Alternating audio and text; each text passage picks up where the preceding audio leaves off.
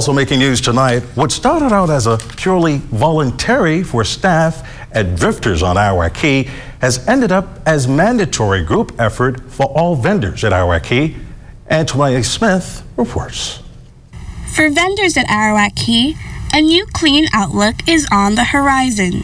So we have a full report, good report, of how we're looking out here. After an impromptu volunteer cleanup by staff at Drifters led the way for a full cleanup initiative, both Arawak Key Association and vendors alike have been working to make sure they kept their word. It's something that Drifters owner and operator Ricardo Williams is particularly proud of. Again, and Dr. Moxie said, we have to keep our environment clean.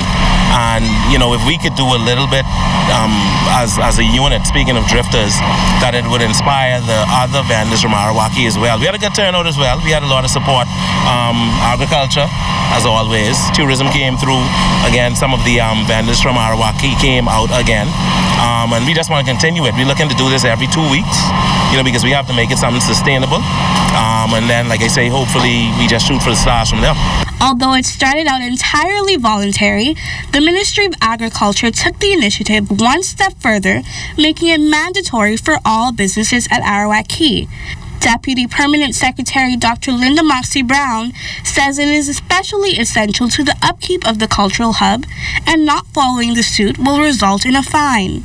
Oh, beautification all over, making certain that every little house, I call them little houses, is smacked and smooth, and that anybody can come in, or anybody can stand on the side of the road and say, oh, I know that's whatever, Drifters, I know that's Frankie gone bananas, or whatever the situation is, because there's going to be a complete upkeep, a daily upkeep from these fine folks over here, and from everybody else. And those who don't show up to do their work and get it done, they will be fined a hefty fine. It's a fine owner of Bruno's, Bruno Minnis, agrees will keep vendors focused on the aim. And it's a work ongoing. You know, in order for us to keep up this mega fast cultural that we have going on, you know, that's to start with the vendors first. And as long as they see a few vendors coming out and doing it, I think everybody will chip in to keep this cultural festival we have going on. In the end, there is only one main goal in mind for vendors and the ministry alike: to keep Arawak Key packaged as the cultural hub it was meant to be. Antoine Smith, ZNS Network News.